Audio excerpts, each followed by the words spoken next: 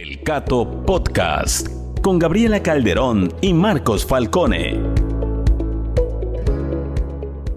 Hola a todos y bienvenidos a un nuevo episodio del Cato Podcast. Mi nombre es Marcos Falcone, yo soy investigador, analista de políticas públicas para América Latina en el Instituto Cato. Nos acompaña hoy, como siempre, Gabriela Calderón de Burgos, que es Fellow en Estudios Latinoamericanos del Instituto Cato. Nos acompaña desde Guayaquil. Nos acompaña también Ian Vázquez, vicepresidente para Estudios Internacionales desde Washington.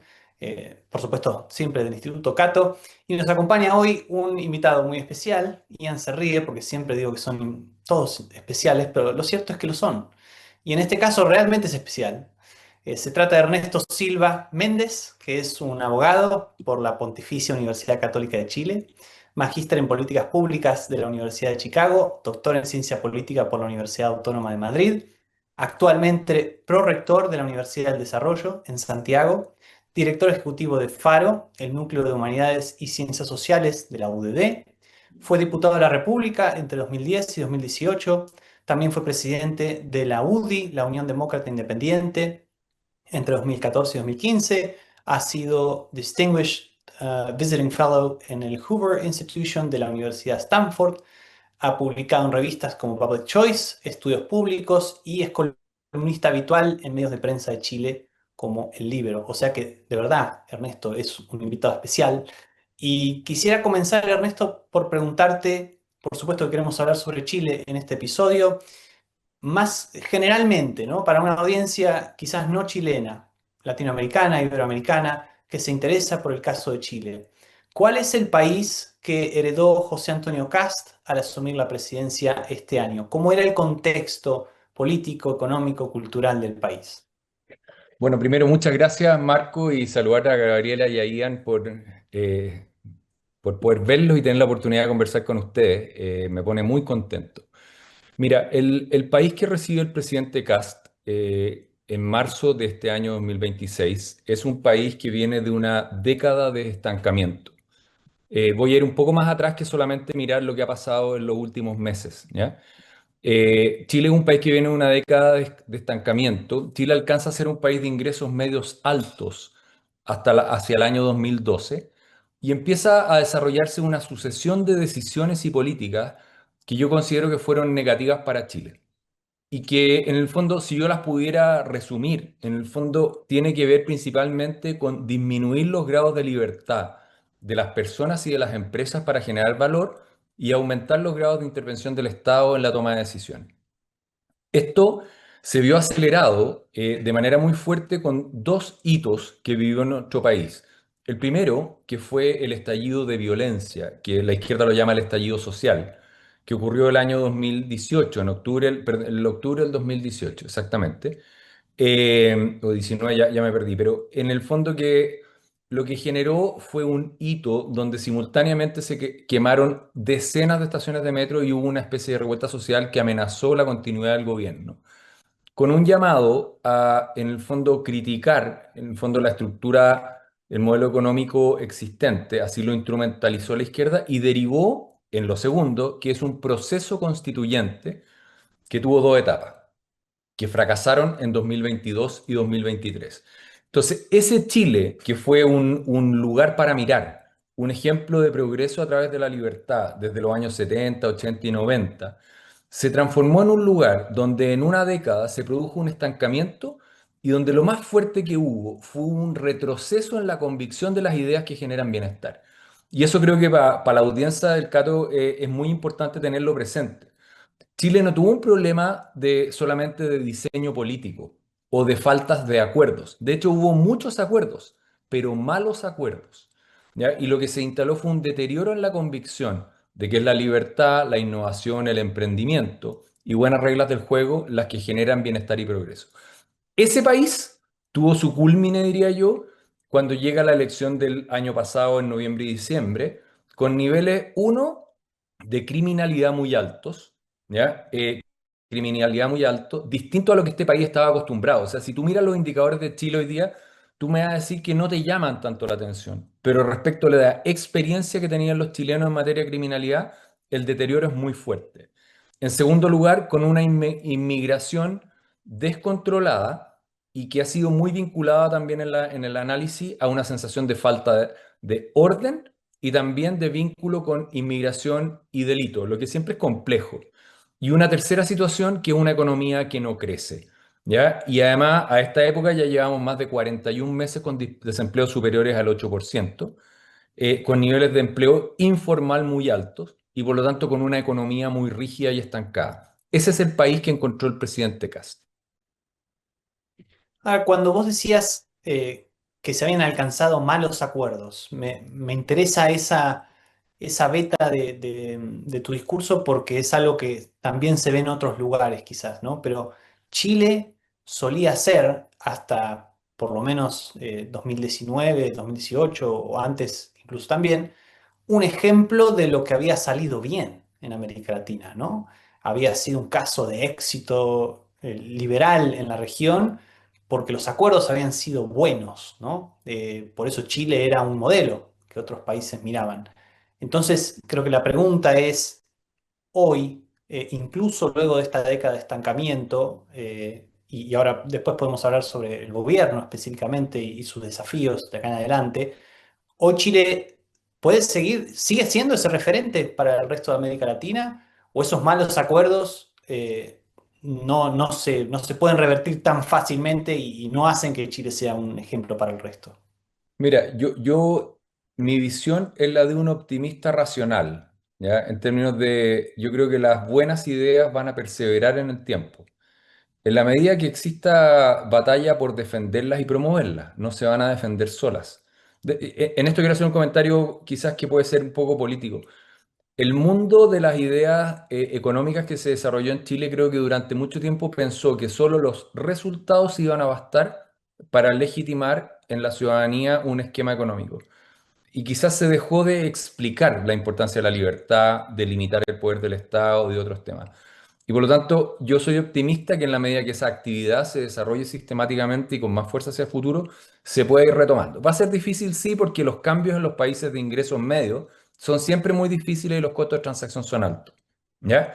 Ahora, a la pregunta que tú hacías de por qué, cuáles fueron esos acuerdos, repasemos algunos temas. No todos fueron con total acuerdo, pero déjame poner algunos ejemplos. El año 2014 hubo una reforma tributaria en el gobierno de Bachelet que trató de recaudar 3 puntos del producto. Esa fue una reforma tributaria que detuvo violentamente la inversión, que recaudó mucho menos y que detuvo la actividad económica. Fue un golpe muy fuerte. Veníamos de un periodo donde venían subiendo los impuestos, primero por el terremoto, que se fue transitorio, se fue quedando, y esto lo siguió subiendo y generando un deterioro del ahorro privado muy fuerte. En segundo lugar, hubo cambios al sistema político. No fue unánime, pero hubo un acuerdo bastante amplio, porque había que modificar la constitución y después el sistema electoral, y pasamos de un sistema que elegía a 2 parlamentarios por distrito, ¿ya? A un sistema proporcional. ¿Qué pasó rápidamente en Chile? Lo que pasó es que de tener un sistema donde habían 7 partidos políticos, 2 grandes coaliciones, pasamos a tener en una sola elección veintitantos partidos políticos con representación en el Congreso, 3 o 4 coaliciones y por lo tanto costos de transacción muy altos y una política que le hablaba a cada uno de los nichos, ¿ya? No le hablaba a audiencias más amplias. Tercer tema, hubo modificaciones también en materia laboral. Se aprobó la ley de las 40 horas, que redujo la jornada laboral en un periodo gradual de 44, 45, 40 horas, que lo que ha significado un costo para el costo del empleo mucho más alto, especialmente para pequeñas y medianas empresas. Imagínate actividades, por ejemplo, también hospitales, modelos educativos, instituciones, el comercio que tienen que estar atendiendo permanentemente, eso le subió un costo en un porcentaje muy alto del empleo. Se han aprobado, en el fondo, legislación laboral como lo que se conoce ley Carin, que es denuncias por acoso o violencia laboral que han sido instrumentalizados de mala manera en estos pocos años de implementación y han significado también un deterioro en las relaciones laborales, una burocracia estatal más alta y conflictividad. Y agrego también que han habido acuerdos amplios en otros aspectos como la educación escolar, la gratuidad en la educación superior, que sin duda en su conjunto han sido un retroceso.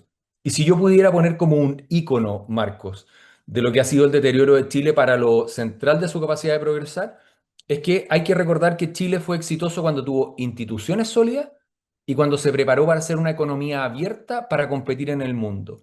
¿Por qué? Porque nuestras capacidades principales de exportación, cobre y otros minerales, salmón, cerezas, ¿ya? Y otros recursos naturales requieren facilidad para desarrollar proyectos, porque son proyectos que impactan el medio ambiente, pero que tienen las medidas adecuadas. En Chile se generó una industria de lo que llamamos la permisología. Y la permisología ha detenido proyectos que debieran aprobarse en 3 o 4 años a décadas y décadas y media. Y ese ha sido, yo diría, un entorno que ha habido cierto acuerdo y no se ha desmantelado y se están dando los primeros pasos para eso. Ernesto, lo que estabas describiendo parece ser como un enjambre de retrocesos en distintas áreas de lo que fue en su momento el modelo económico que le acarreó a Chile tanto éxito o tanto progreso. Y la pregunta es si los pilares de ese modelo pareciera, viéndolo desde afuera, que resistieron el embate, pero digamos, frente a todo este enjambre de regulaciones, leyes, normas que han ido cambiando y afectándolo, ¿cuáles deberían ser las prioridades de este nuevo gobierno? O sea, entendemos, también nos podrías contar un poco de lo que ya está en curso, por ejemplo, la reforma tributaria que se ha anunciado, y mencionaste pues que este fue uno de los retrocesos importantes durante la época de Bachelet, pero ¿qué otras deberían ser las prioridades para que este modelo económico pueda recuperar el dinamismo en el crecimiento? Gracias, Gabriela. Mira, lo primero es que yo creo que los pilares se mantienen en lo fundamental. Nosotros tenemos instituciones sólidas, hay contraparte al poder, tenemos un Banco Central autónomo, tenemos un sistema de precios libres, y lo que creo que donde tenemos un desafío central es quitar atribuciones al Estado, ¿ya? Y capacidades de decisión en ámbitos que son propios de las personas y de la sociedad civil. Creo que hay demasiada interferencia. Desde ese punto de vista, creo que hay dos agendas centrales de este gobierno que las está llevando adelante de buena manera. Por una parte, la agenda económica y por otra parte, la agenda de seguridad y combate al crimen organizado. Me voy a detener en las dos. Respecto a la primera, se aprobó recientemente, en estos días, el proyecto de reforma tributaria, lo que el ministro Jorge Quirós ha llamado la mega reforma. Esa mega reforma es una reforma que incorpora varios elementos. En primer lugar, lo que incorpora es una rebaja del impuesto corporativo del 27 al 23%, que eso es significativo para Chile porque es la primera vez en 4 décadas donde hay una rebaja de impuestos relevante. Entonces, para quienes creemos en la libertad, el emprendimiento, en el fondo, en el poder limitado, este es un hito fundamental. No va a producir un efecto inmediato, pero es un cambio en la trayectoria y los cambios en la trayectoria importan. En esa reforma adicionalmente hay simplificaciones de permisos, ¿ya? Y medidas para poner incentivos a que si es que se van a rechazar ciertos permisos eso tenga costo.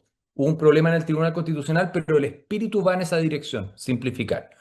Se estableció lo que se llama la invariabilidad tributaria. Si tú haces inversiones sobre 50 millones de dólares, sobre 100 millones de dólares, sobre ciertos umbrales, tú puedes firmar un contrato con el Estado con una prima, ¿ya? En el fondo, un impuesto con una prima, para que no te cambien las condiciones por futura legislación tributaria. Eso ha sido muy importante en la historia chilena, especialmente con proyectos como de inversión en minería y en otros recursos. Y esta reforma viene con otros elementos adicionales y esto lo va a proteger. Entonces, este es como el primer marco estructural que va a ayudar a fomentar mayor certeza y mejores condiciones para retomar niveles de inversión y que se puedan despejar más rápido los proyectos. ¿Ya? Junto con esto vienen dos tipos de medidas adicionales económicas. La primera es una disciplina fiscal mucho mayor. Chile creó el año 2000 la regla de superávit fiscal, es decir, teníamos que ahorrar 1 punto del producto cada año. Se fue disminuyendo a medio punto y después a finales de esa década quedó en balance estructural. Pero ya llevamos más de 10 años donde un país como nosotros, que tenía finanzas ordenadas y otro, está generando un déficit efectivo y estructural cada año.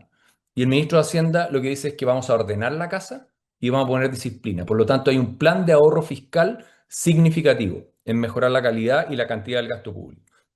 Y lo segundo es que viene ahora una agenda de reformas más específica, ya no a nivel de las finanzas públicas, sino que más específica, y menciono dos ejemplos concretos.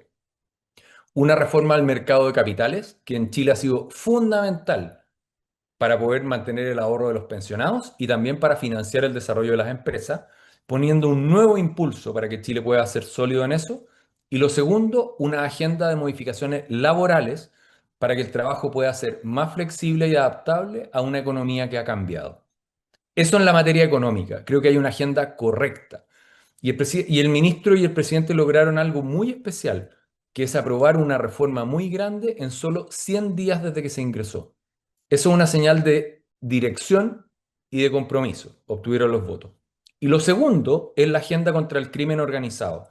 La noche en que se aprobó la reforma económica, el presidente hizo una cadena nacional anunciando una agenda de reforma para combatir el crimen organizado y el terrorismo y dar mayor sensación de seguridad y de empoderamiento a las policías y a la autoridad. Eso podemos conversarlo con más detalle si quieren, pero eso es una agenda que está hoy en desarrollo y que creo que va a ser valiosa para la ciudadanía, porque la reforma económica se va a demorar un poco más en producir efecto. ¿Ya? Hubo un cambio de trayectoria, certeza para los inversionistas, decisión correcta. Poco resultado todavía en el bolsillo de la familia. Estoy de acuerdo que esta nueva dirección es significativa para Chile y debemos, antes de hablar de las diferentes reformas que se están contemplando, me gustaría volver a lo que habías mencionado, que es que en los últimos 10, 15 años Chile se ha desviado de lo que era su camino de libertad económica y ahora, después de muchas décadas, parece que está volviendo a profundizar en esa dirección. Este, a propósito de eso,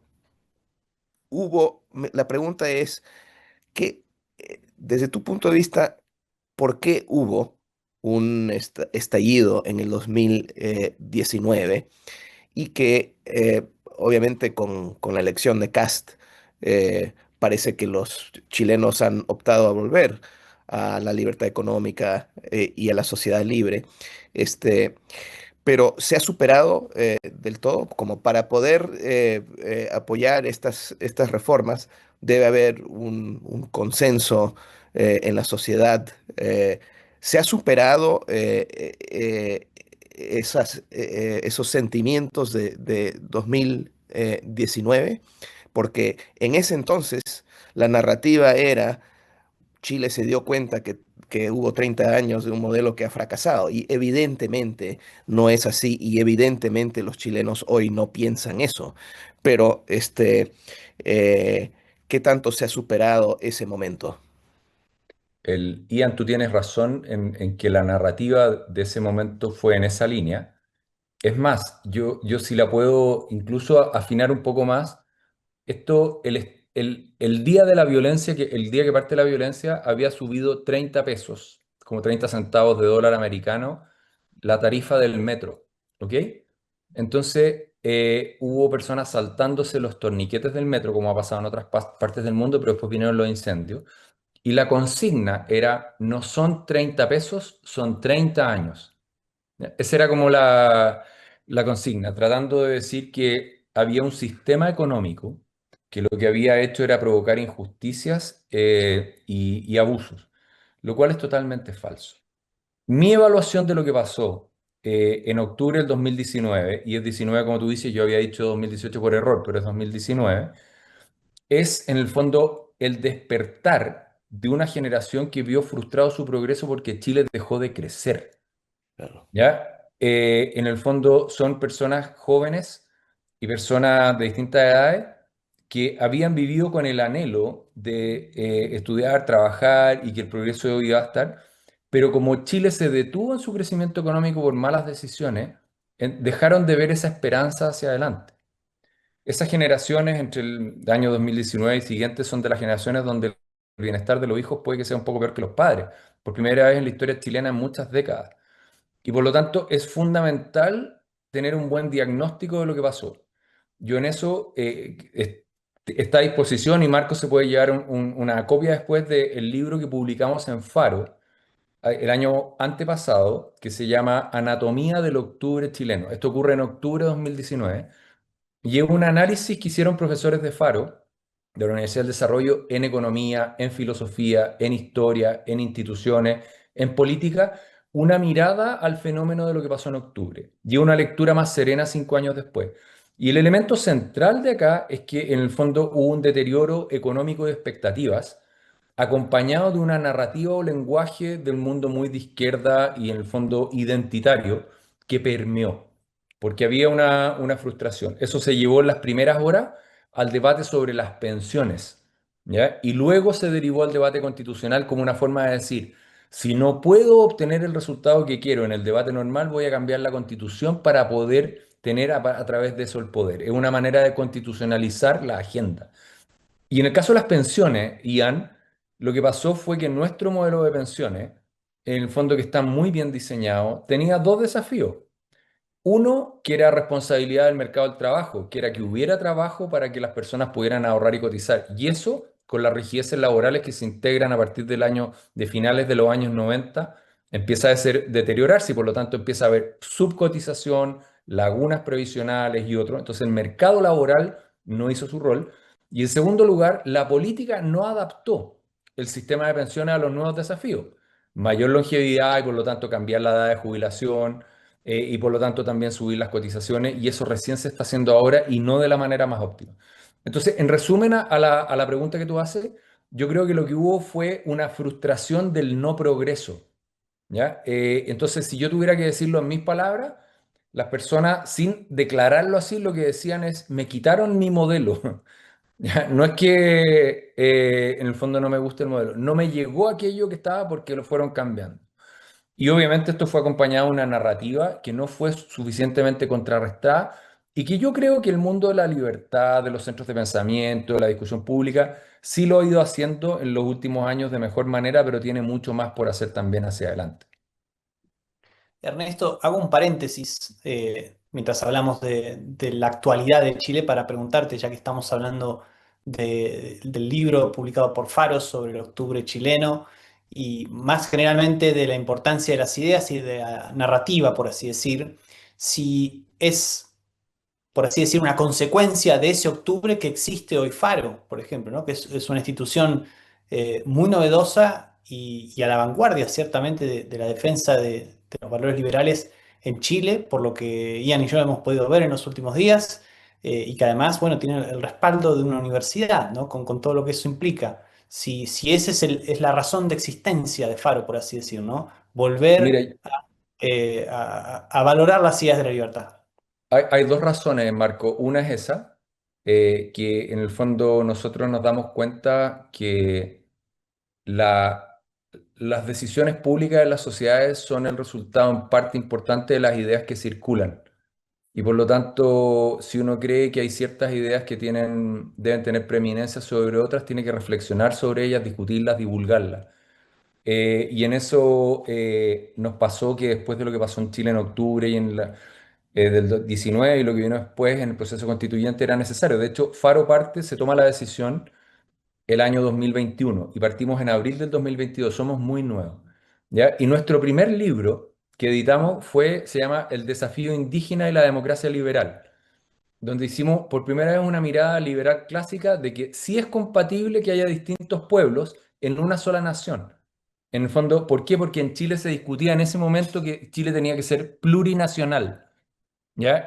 Por todas las naciones. Y no lo somos. Somos una nación con distintas culturas y expresiones, pero en una unidad. Entonces, esa fue nuestra motivación. Esa fue la motivación externa. Había una interna, Marcos, que era que nosotros nos pasaba en la universidad que nuestros alumnos no solamente querían hablar de la solucionática, o sea, una solución, sino que querían entender mejor los problemas. ¿Es legítimo que el Estado participe en educación y salud o los privados participen? ¿Cuánta libertad tiene que haber para emprender y si eso produce efecto en el entorno? Esas conversaciones los jóvenes las estaban teniendo y nosotros no teníamos un espacio de reflexión para eso. Y por eso establecimos una unidad que es Faro en esta línea. Y un poco para quienes nos escuchen, la Universidad del Desarrollo es una universidad que es plural, pero no es neutral. Queremos escuchar todas las miradas, pero tenemos valores. Y esos valores surgen principalmente de la motivación de sus fundadores. El presidente de nuestro consejo directivo es Hernán Vigi, su primer rector, que fue mi padre, su rector actual, que es Federico Valdés, y los fundadores son personas que creen que el progreso del país está en el desarrollo del capital humano, anclado en valores de libertad, emprendimiento e innovación, y por lo tanto saben que podemos aportar mucho a eso y Faro es una expresión más en uno de los ámbitos de esa iniciativa y motivación. Bueno, yo iba a extender este paréntesis justamente para preguntarte o pedirte que nos digas un poco más de la universidad. Lo que no ha comentado Marcos y lo voy a comentar yo es que yo tuve la oportunidad de visitar por invitación de ustedes hace un par de semanas y me llevé la mejor impresión. Es un campus bastante moderno, es grande, es muy agradable, es agradable, la arquitectura es impresionante y el lugar también, además de lo que pasa dentro de la universidad. Y Marcos está pasando unas semanas como visiting scholar en Faro, así que quizás nos puede decir un poquito más de la universidad, porque por supuesto tiene muchos más años que Faro. Claro, la Universidad del Desarrollo surge el año 1990 y es una historia de emprendimiento. Era diciembre del 89, enero del 90, y un grupo de amigos que se conocían por haber estado vinculados al servicio público, habían trabajado en el gobierno, en universidades y también en la empresa, decidieron hacer una universidad y no hacerla en Santiago, sino que hacerla en el sur de Chile, en la ciudad de Concepción. Y tomaron la decisión en enero, y lo más increíble, Ian, es que las clases partieron en abril, 3 meses después, con 100 alumnos en la carrera de Ingeniería Comercial. Ninguno de ellos vivía allá. Viajaban cada uno de ellos un día a la semana por el día, para hacer clases todo el día, atender a los alumnos, etcétera. ¿Y por qué lo hicieron en Concepción? Porque en Concepción es una ciudad universitaria muy importante en Chile, pero que había sido cuna de ideas muy colectivistas y de ideas en el fondo con mucha centralidad en el Estado. Y por lo tanto había una oportunidad de ofrecer un estilo de educación y una mirada mucho más cercana y conectada a la realidad, a la empresa y a la innovación. Ese proyecto parte, como te digo, con 100 alumnos en ingeniería comercial, que es como la carrera de business en Chile. Y el año 99 decidimos venirnos a Santiago porque nuestros propios alumnos, cuando salían de Concepción y venían al mercado laboral de Santiago, no conocían a su universidad. Y bueno, ha pasado el tiempo y el año 2001 hicimos una alianza con Clínica Alemana. Quienes nos escuchen en Chile saben que es la principal clínica privada en Chile de la corporación alemana. Y hicimos un joint venture para hacer una facultad de medicina en conjunto, que hoy día es una de las 3 mejores facultades de medicina de Chile. Y la universidad hoy día, para que te hagas una idea, está en Santiago y en Concepción. Tiene 18.000 alumnos de pregrado, 1.600 alumnos de posgrado, 7 doctorados, 23 magíster, veintitantas especialidades y subespecialidades médicas, 15 especialidades odontológicas, grupos de investigación muy significativos. Y somos un proyecto que está cada día avanzando en prestigio y nuestra vocación es estar conectados a los desafíos del futuro desde la innovación, pero muy anclado en una mirada de la persona y de la sociedad que reconoce la libertad, la democracia representativa, el Estado de Derecho y el valor de la agencia humana para producir cambio.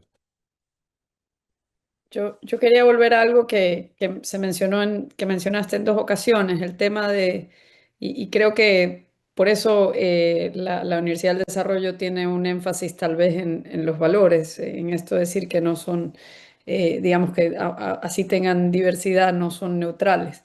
La pregunta es, a mí me da la impresión, ya viendo con una mirada más calmada y el beneficio de la retrospectiva, que lo que pasó en Chile tenía que ver también con la política identitaria que hemos visto en Estados Unidos.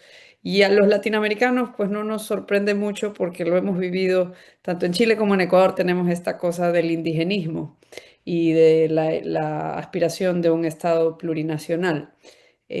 Para quienes nos escuchan de otros países que tal vez no tienen esta problemática, yo quería que nos comentes un poco si bien eso ha sido algo que ha sido superado luego de todo el proceso traumático que tuvieron de intentar hacer una nueva constitución, del cuestionamiento de la carta política, del modelo económico, si esta cuestión identitaria, esta cuestión cultural, está superada o es una cosa que todavía es una batalla que hay que estar pendientes, sobre todo por la violencia que se ve en zonas rurales en países como Chile y también en Bolivia, Ecuador, digamos, por esta cuestión.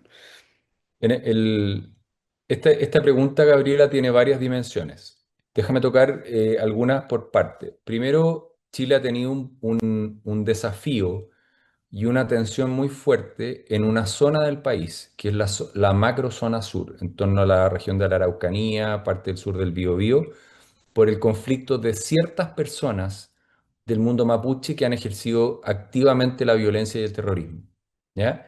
Y que en el fondo tienen afanes separatistas, pero también de orden delictual, es decir, robo de madera, una industria en torno al crimen y al delito.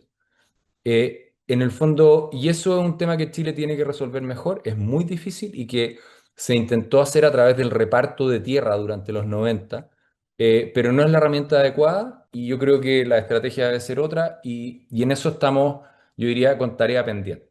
Una cuestión diferente es lo que pasó a partir de octubre del 19, donde las agendas identitarias se transformaron en algo que trató de monopolizar, en el fondo, la agenda y tratar de imponernos un Chile que no somos.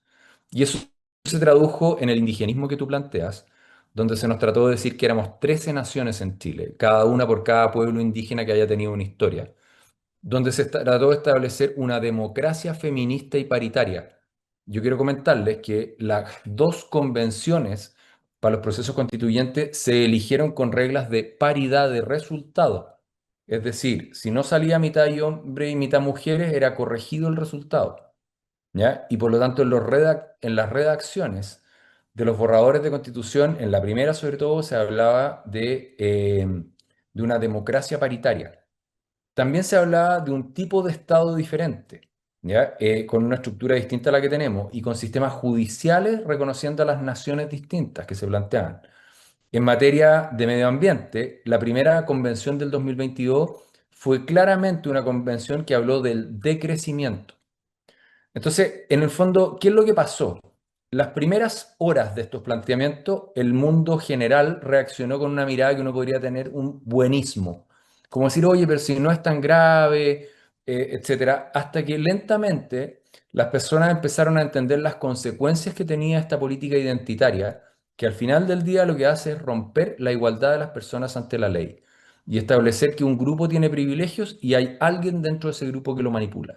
Y creo que empezó a haber respuesta, empezaron a articularse las ideas y hoy día creo que han sido varias de ellas desmanteladas en la ciudadanía, pero si tú lees el documento que publicó el Frente Amplio, para explicarlo, es el partido político del presidente Boric, que es la fusión de un grupo de izquierdas, ¿ya?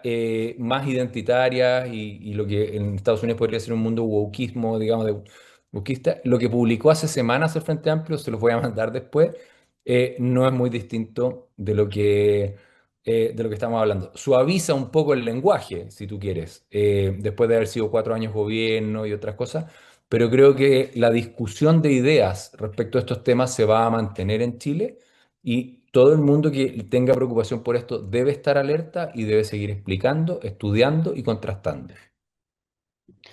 Ernesto, aprovechando que hablabas recién de algunas tareas pendientes en materia de terrorismo, que quizás se pueden englobar, quizás no, en el marco de una agenda más global de seguridad, y bueno, para volver también a una evaluación de estos primeros meses del gobierno, habías hablado sobre la mega reforma tributaria, económica, desregulatoria del gobierno de Kast. ¿Cómo es la agenda de seguridad? ¿Qué cambios hay en esta administración respecto de la anterior? También decías que quizás esos cambios se pueden notar más rápido, entonces, ¿cuáles pueden ser y cómo se pueden ver? Mira, en el caso de seguridad, es una agenda muy ambiciosa. Son 30 y tantas medidas distintas, por lo tanto solo voy a mencionar ahora algunas, ¿ya?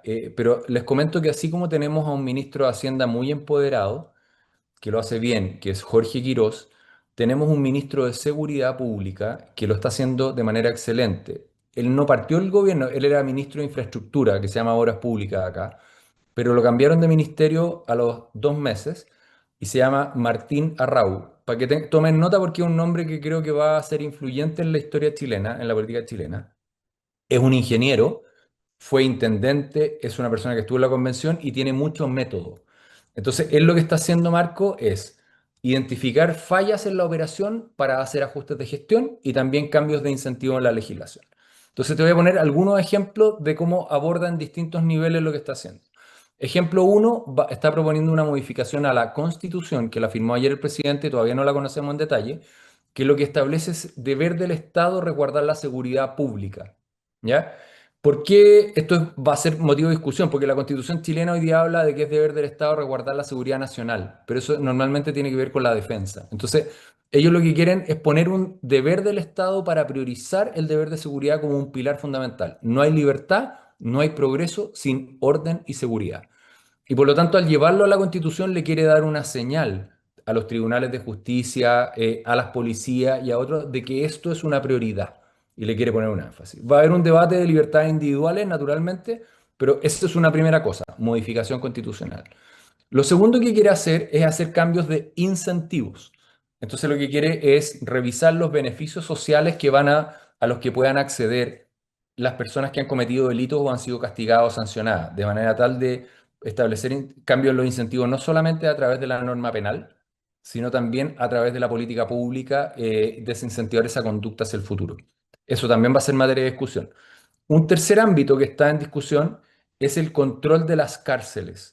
El gobierno del presidente Kast en este aspecto ha seguido mucho el modelo Bukele de cárceles, ¿ya? En términos de rigor, de exigencia, esto tiene al mundo de la izquierda muy instalado, pero nosotros en Chile creemos que hoy día lo que sucede es que la cárcel es una escuela formal en el crimen, que los grados de libertad que tienen para hablar por teléfono, para manejar organizaciones, etcétera, es muy alto y por lo tanto intervenir eso va a ser una cuestión fundamental, desde cortar señales de celulares, establecer nuevos modelos de disciplina, en el fondo hacer más efectivas las condenas, ¿ya?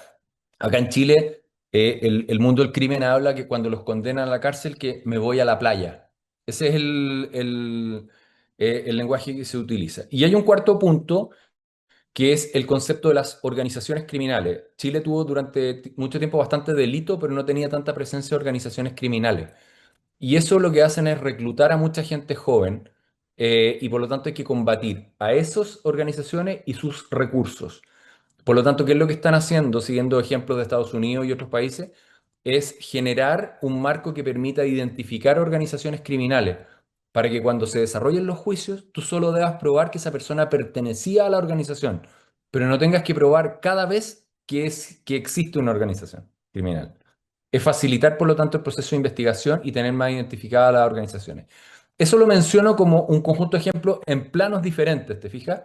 Constitucional, administrativo, de temas judiciales, pero con una gestión muy fuerte del ministro Martín Arrau. Y esto debiera terminar, creo yo, en que si las ideas detrás de esto permean, va a haber un cambio en las percepciones sobre la autoridad que pueden ejercer las policías y también incluso los tribunales cómo hacen el enforcement de los cumplimientos e incumplimientos de las normas.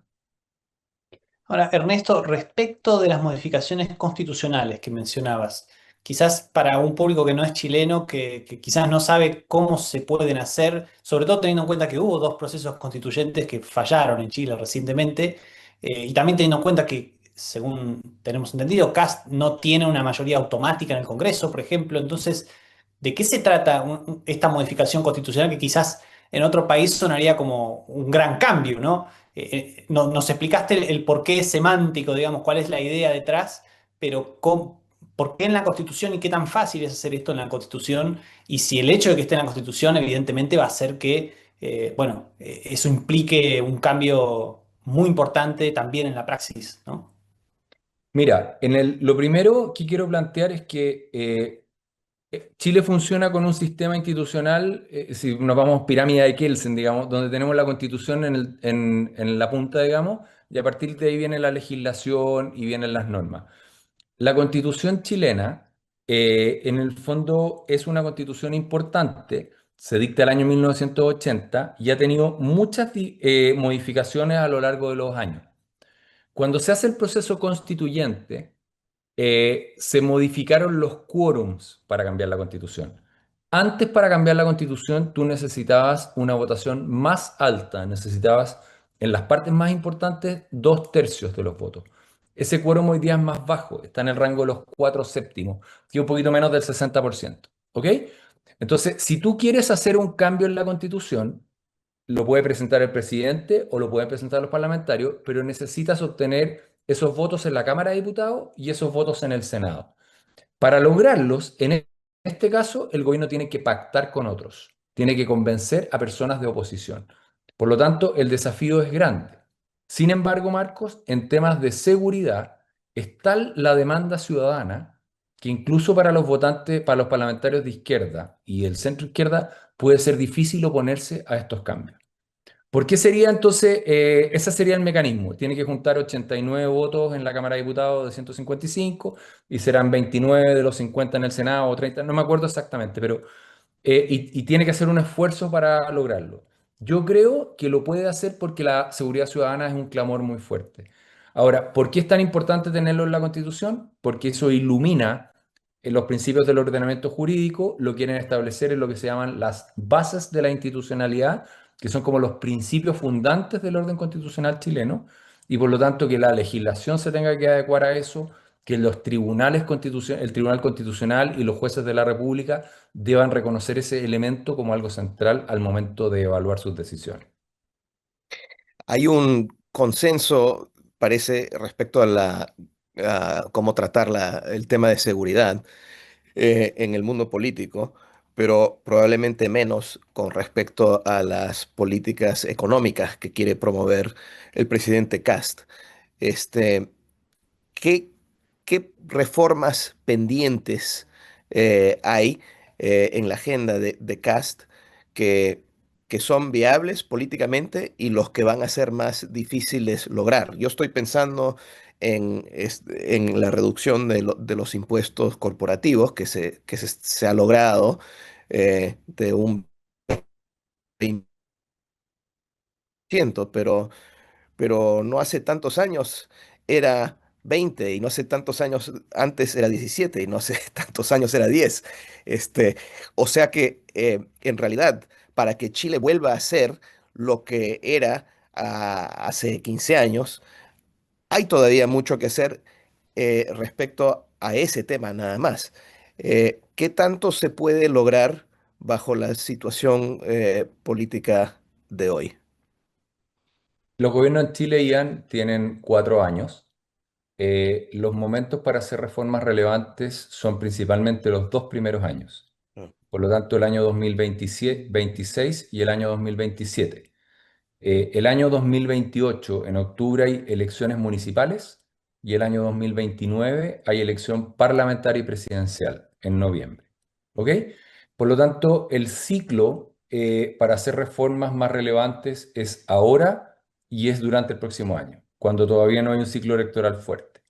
¿Cuáles son las reformas, en mi opinión, que debieran seguir a lo que ya se ha implementado? Es decir, dejo la mega reforma que ya está lista y dejo fuera la agenda del crimen organizado y orden público que ya les comenté. Yo creo que hay tres reformas centrales. Una que es la reforma de mercado de capitales para seguir modificando incentivos al ahorro, a la inversión y el desarrollo de instrumentos que permitan hacer de Chile cada vez más un hub relevante en lo financiero, en la prestación de servicios financieros y en escalar el tamaño de su mercado y la capacidad de ahorro y de invertir. La segunda, y creo que en esa, como es una reforma más técnica, no va a haber una oposición de opinión pública muy fuerte. ¿Ya? Y por lo tanto creo que los votos que se requieran, que no son de quórum muy alto, debieran poder conseguirse. Ya. Hay una segunda que creo que va a ser compleja, que es la reforma laboral. La reforma laboral lo que necesita es flexibilidad en la jornada, lo que necesita es facilitar la forma de contratación y despido, y eso va a ser más complejo en el Congreso, porque ahí los grupos de interés, los sindicatos, las asociaciones y otras sí generan presión, pero creo que vamos a ver cómo el gobierno logra instalar eso en la discusión pública. La reforma laboral también tiene, Ian, mucha decisión administrativa de la burocracia. ¿Por qué? Porque hoy día Chile, mucha de la norma laboral surge de dictámenes de la Dirección del Trabajo. ¿ya? Que es una entidad del Ministerio del Trabajo. Son como decretos administrativos o órdenes ejecutivas, si es que lo tomáramos en lenguaje más bien americano. Y esas se pueden modificar. ¿Ok? Claro. Entonces, hay un equilibrio. Tienen que empujar reforma laboral con cambios en la ley y cambios administrativos. Ujú. Entonces, y la tercera, yo creo que lo voy a decir con estas palabras, es una modernización del Estado, ¿ya? Y reforma del Estado para facilitar la vida de las personas y de las empresas. Por lo tanto, esto quizás se discute poco, pero yo he estudiado mucho los temas de modernización del Estado. Pero ojo, no es para hacerlo más eficiente, porque yo no quiero un Estado eficiente, enorme y eficiente, sino más bien para identificar en qué ámbitos donde hoy día actúa el Estado no es necesario que lo haga. ¿Ya? Entonces, ¿dónde podemos eliminar ministerios o fusionarlos? ¿Cómo podemos modificar el estatuto de los trabajadores públicos de manera tal de generar mejores incentivos al esfuerzo y al desempeño? ¿Dónde podemos pedirle a los privados que actúen con más espacio que lo están haciendo hoy día? Esa es la tercera agenda que va de la mano de simplificar la permisología y también ver dónde podemos volver a limitar el ámbito de acción estatal. Nos vamos acercando al final de este episodio, pero antes de terminar, Ernesto, también quería pasar un poco al tema de las ideas y las actitudes y los estilos de este nuevo gobierno, ¿no? Más allá de las medidas y de las agendas de reforma que impulsa, mi pregunta general es, ¿cómo ves vos la actitud del gobierno, ¿no? Más allá de sus propuestas, si te parece que le importa la defensa de las ideas, que es lo que resaltabas hace un rato como particularmente importante y que faltó en Chile en los últimos años. A ver, voy a mezclar mi respuesta, Marco, a tu pregunta, incluyendo algo de ideas y algo de política, ¿ya? Y porque me gustan las dos cosas. Eh, a mí me tocó participar con el presidente Kast. Antes de que él fundara Republicanos, trabajamos juntos en la UDI.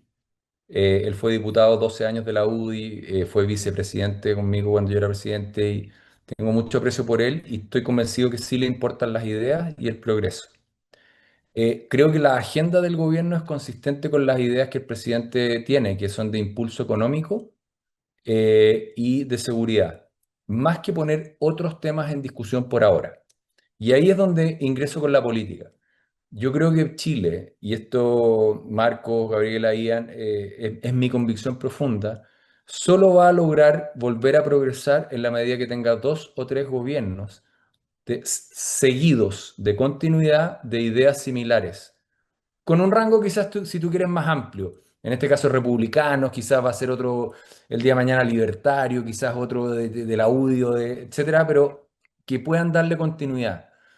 Y en ese sentido, si tú me preguntas a mí, tan relevante como la defensa de la idea en la tarea del gobierno es hacer todo lo posible para que las condiciones económicas y seguridad estén bien, que permitan la reelección con un candidato de sus filas. ¿Ya? Y ese creo que va a ser un desafío central para el presidente Kass en su tarea futura.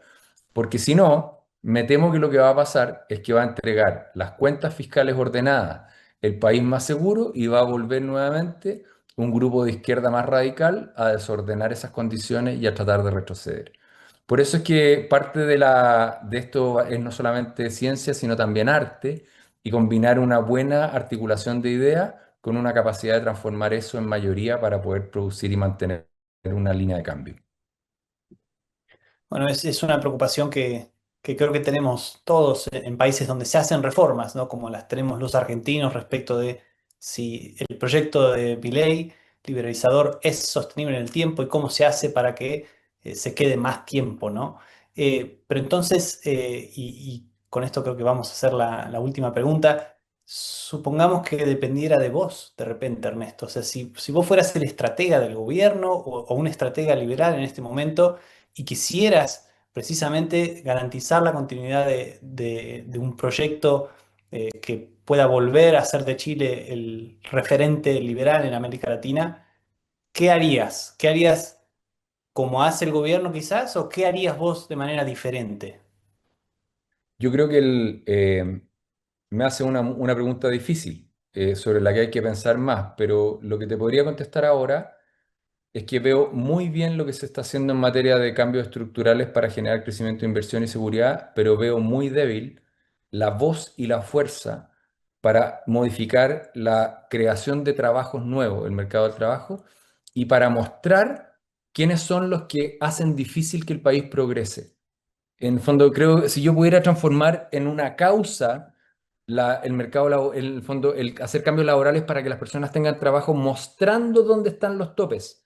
Si yo pudiera hacer una causa en la modificación de la permisología y las barreras al emprendimiento, mostrando dónde el Estado les estorba y transformar eso en una marea, lo haría.